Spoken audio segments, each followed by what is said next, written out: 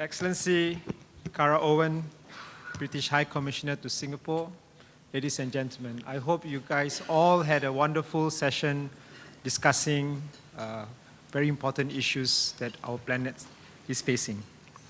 And I'm happy that this is a continuing session that we've been having for a few years, the Partners for the Environment Forum. I want to talk about climate change. In 2007, Mr. Lee Kuan Yew wrote in a Forbes column that the ultimate threat to human survival is global warming and climate change. If sea level rise to inundate many millions of people, there will be no life as usual. In fact, at every occasion I had an opportunity to sit with him, to sit in calls between Mr. Lee and world leaders, it was clear that he was fully convinced about the threat of climate change and even more concerned about its potential impact more than that of terrorism. For me, it's not just the constant stream of reports about countries experiencing extreme weather. It's indeed alarming that France recorded its highest ever temperature of 45.9 degrees Celsius during a record-breaking European heatwave and postponed national exams. Germany imposed speed limits on highways because they feared that road surfaces could buckle and rip apart. Historic droughts led to a 20% fall in grain production and forced Australia, for the first time ever, I think, to import wheat. Floods and mudslides caused by torrential rain led to forced evacuations in Kyushu, Japan, just a few weeks ago. Closer to home, a prolonged dry period brought water levels at Lingyu Reservoir to the historic low of 20% in 2016. This was barely 2 years after Singapore's last dry spell in 2014. During dry years in 2013 and 2015, the region also suffered choking haze from burning peatlands, which closed airports and schools and brought daily life to a grinding halt. For me, and I hope for you too, the more alarming effect is that these events are very much interlinked. The extreme weather events we're experiencing are not once-off events. They are not once-off incidents, but symptoms of a much greater problem. In May, scientists at Hawaii's Mauna Loa Observatory reported that atmospheric carbon dioxide concentrations were the highest they had ever been in human history. These levels are likely to continue rising. And as these carbon dioxide levels rise, climate change will intensify. We can already see some effects. When I was growing up in the 60s, the hottest month in Singapore was about 27 degrees Celsius on average. This is now the average temperature of the coolest month in this decade, and our hottest days exceed 34 degrees. Apart from changes to our temperatures, scientists project that climate change will have wide-ranging impacts on our water cycle, sea levels, and air quality. What climate science is piecing together foretells that calamity will befall the world if we all do too little, too late. Time is running out. Last year, the Intergovernmental Panel on Climate Change, or IPCC, issued one of the starkest warnings from the scientific community. An increase of 1.5 degrees Celsius in global warming could occur as early as 2030. The warning is loud and unmistakable. We must act now. Or we may well face the ultimate threat to human survival that Mr. Lee wrote about, the end of life as usual. There are two questions I'm often asked. First, given that Singapore only contributes 0.11% of greenhouse gas emissions, can we make a difference? Second, given alarming projections on climate change and sea level rise, can we do anything to protect ourselves? Over the years, we have put in great efforts to protect our environment and improve our resilience against environmental threats. to help us prepare for as many of the eventualities that can arise from climate change as we can. Our water policy is a prime example. We have developed our 4 national taps over the decades, which reinforce our resilience against any sudden shocks to our water supply. Even our intensive tree planting program, which was started in the 1960s, has strengthened our resilience, while the motivations for the tree planting in our early days might have been different. We have benefited from the moderating impact that our greenery has on rising ambient temperatures. We can thank our pioneer leaders for putting us in a better position, but the urgency of environmental challenges cannot be overstated. My answer to the 2 questions is that we must remain clear-eyed about Singapore's vulnerability as a small, low-lying island with no natural resources and no hinterland to retreat to if sea level rise. For me and my fellow colleagues, tackling climate change is a pressing priority and an existential challenge. At stake is nothing less than the physical preservation of our island nation and its inhabitants. We must meet this challenge with actions based on robust science. This is why we have started research and made early investments in climate science. In 2013, we established the Centre for Climate Research Singapore, or CCRS, under the Meteorological Service Singapore, MSS. CCRS has since grown to be one of the region's most advanced tropical climate research centers. Climate science, where it is developed specifically for the tropics, is a new and complex area of research. There's limited amount of expertise and experts in this area. Much more work needs to be done. I'm glad we're taking the initiative to lead. In Singapore, preliminary findings have allowed us to make specific policy formulations. Based on today's science, climate scientists in Singapore have projected that our mean sea levels could rise by up to around 1 meter by the end of century. If ice sheets melt more rapidly and worse, if ice shelves in Antarctica were to collapse, sea levels could reach 1 meter even earlier or go even higher. To many climate scientists, this is one of the most worrying black swan scenarios for low-lying countries such as Singapore. Furthermore, sea level rise from climate change is just one component of overall sea levels. CCRS has considered what might happen if we see high mean sea levels, high tide, and high surge, all at the same time. Even though this would be a rare scenario, sea levels could reach almost 4 meters above current mean sea levels and overwhelm our low-lying coastal areas. But if we push our imaginations further, in the extremely rare occurrence that a tropical storm happens at sea, sending us surge waters that we can't keep out, and a heavy rainstorm happens inland, bringing down rainwater we can't drain away. Both at the same time, we could have the ingredients of a perfect storm. While this is an extremely rare scenario, based on today's science, it could possibly not be inconceivable in the future. Climate science has given policymakers guidance on the need to protect critical infrastructure against sea level rise and extreme events. This is why we are already building new projects, such as the Tuas Port Terminal and Changi Airport Terminal 5 at higher platform levels. Climate science developed by CCRS, because it is tailored for the tropics, is an impactful contribution by Singapore. We can make that contribution so that there's a better global understanding of climate change for the tropical area, for the tropics.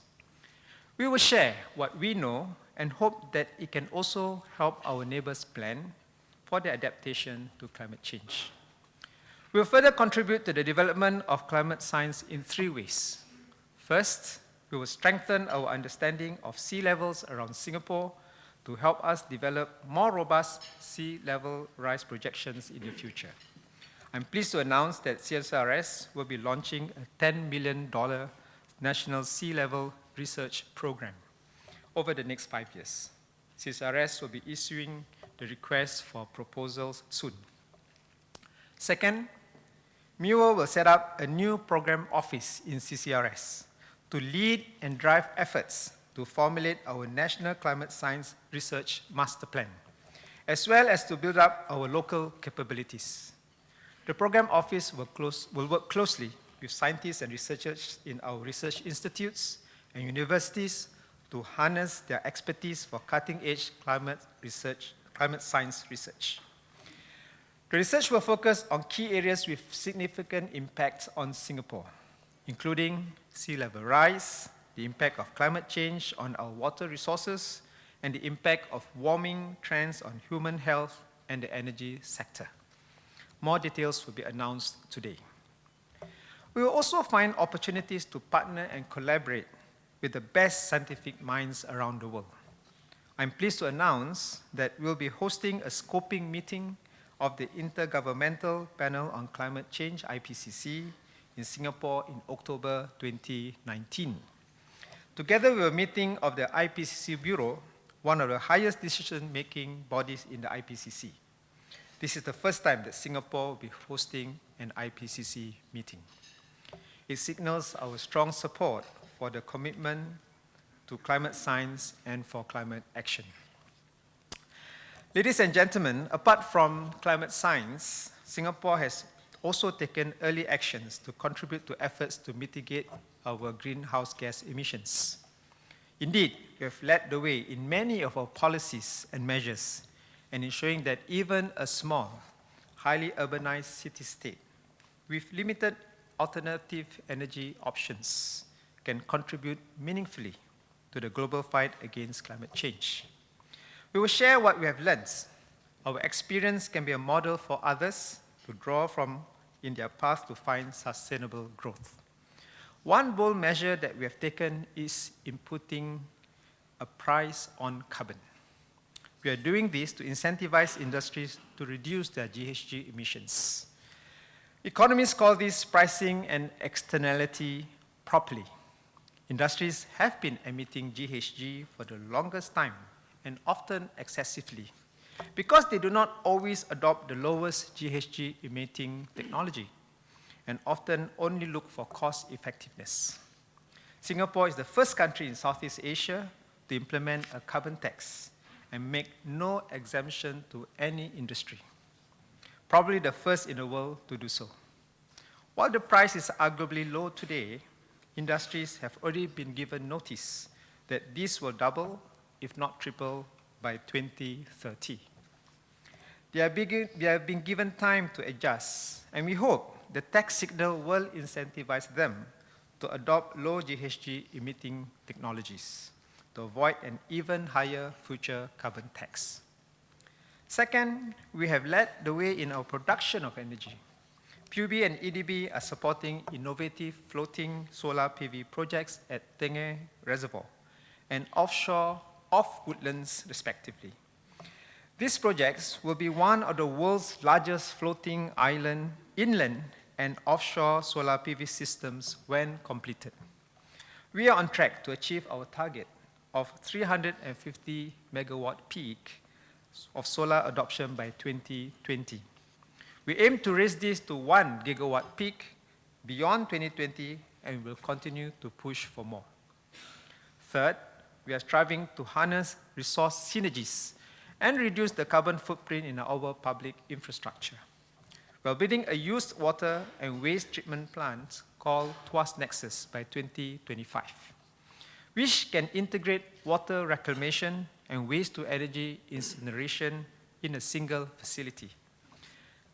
The process will reduce the amount of energy required in the used water treatment process. This can help us cut down carbon emissions by more than 200,000 tons a year, the equivalent of taking more than 42,500 cars off the road.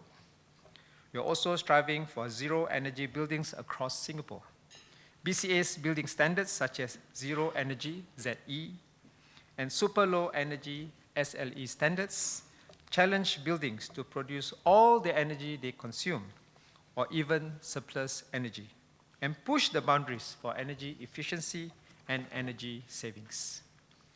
Singapore is also a leader in our transport policies.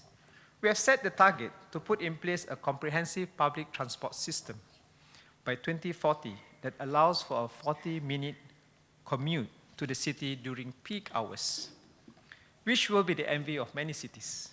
COE and ERP not only provide for congestion-free roads, but make Singapore the only city-state that is able to enforce zero growth on car ownership. I hope that we will have more innovative car-sharing services and technology that is so pervasive, convenient, and cost-effective that they will make car ownership a thing of the past. Ladies and gentlemen, we have in parallel been building up our climate resilience. Since 2011, we have spent around $1.8 billion on drainage improvement works to boost our flood resilience. This includes the Stamford Diversion Canal and Stamford Detention Tank completed last year, which significantly enhanced the flood protection of the Orchard Road areas. We'll do more. In the next 2 years, we'll spend another $400 million to upgrade and maintain our drains. We've invested in R&D in new water and desalination to strengthen our water security for drought resilience. To strengthen our food resilience, we aim to diversify our food imports, produce 30% of Singapore's nutritional needs locally by 2030, and grow overseas, because food supply diversity alone does not translate to food security in Singapore. With widespread extreme weather events and water crises in food-producing countries, climate change also poses threats to our biodiversity and health. We've been restoring our mangrove forests in Pulau Tekong and have also invested in new technologies such as Wolbachia to help suppress the mosquito population. I spoke earlier of infrastructure readiness and building new projects such as the Tuas Port Terminal and Changi Airport Terminal 5 at higher platform levels. But this is not enough, because 1/3 of Singapore is less than 5 meters above mean sea level. We need to take this further. We are studying how to protect the rest of Singapore, and in particular the low-lying areas around our coasts, in a comprehensive and holistic manner. Given that climate science is evolving rapidly, we need to start preparing and investing now to ensure that we are prepared if indeed sea levels rise faster or are higher than currently projected. A major focus of infrastructure works and spending for the foreseeable future will be determined by climate change adaptation and mitigation. We cannot afford to wait and do nothing until we are certain of the effect of climate change. For many of these measures, we'll need to start implementing them now and continue over the next 30, 50 years, or even 100 years. These investments are hefty and for the long term. The Netherlands currently commits around €1 billion a year to address flood protection and water supply challenges. Recent reports have suggested that the US may need to spend more than $400 billion between now and 2040 to defend its coastline against rising sea levels. For Singapore, we need to plan, invest, and implement for the long haul. We'll need to assess the financial implications carefully, looking at the cost effectiveness and benefits, and then apply them appropriately across Singapore. Singapore has always prided ourselves for foresight and long-term planning. By planning early, we can phase in the necessary measures in a timely manner while spreading out the costs over many years. The government has initiated the momentum for action, but we cannot do this alone. As Deputy Prime Minister Heng Swee Keat said last month, we believe in expanding our democracy of deeds, where Singaporeans contribute not just their ideas, but also their efforts to build our future. The work of protecting our environment and improving our resilience is an area where we need this more than ever. We need to partner businesses, individuals, and organizations to come up with creative and effective solutions. We need everyone to play their part and, as one nation, overcome the existential challenge that climate change poses, which can threaten our way of life. If we put our heads, hearts, and minds together, we will come out of this for the better. And we'll leave behind a more resilient and prosperous Singapore for our children, grandchildren, and many generations to come. There are many ways that we can work in partnership together. Let me share some examples. First, in our daily lives, we can all choose to make climate-friendly choices. One practical opportunity is when we purchase appliances for our homes. Currently, about 97% of domestic refrigerator models available in Singapore are already climate-friendly and use refrigerants that are of a lower global warming potential, or GWP. While there are similar climate-friendly air conditioner options available, this take-up has been low. We all can make a difference in making the right choices. Second, every effort counts. Though climate change cannot be solved by any single person, do not discount the cumulative impact of small actions. Every one of us must bear individual responsibility and take action. Let me illustrate. If all households in Singapore were to swap one fluorescent bulb for an LED bulb, we could potentially achieve 5.8 million kilowatt hour in energy savings in a year, enough to power 1,000 four-room housing units. So it is the sum of all our actions that counts. That goes also for reducing single-use plastics, using our clothes as long as we can, and repairing our electronics.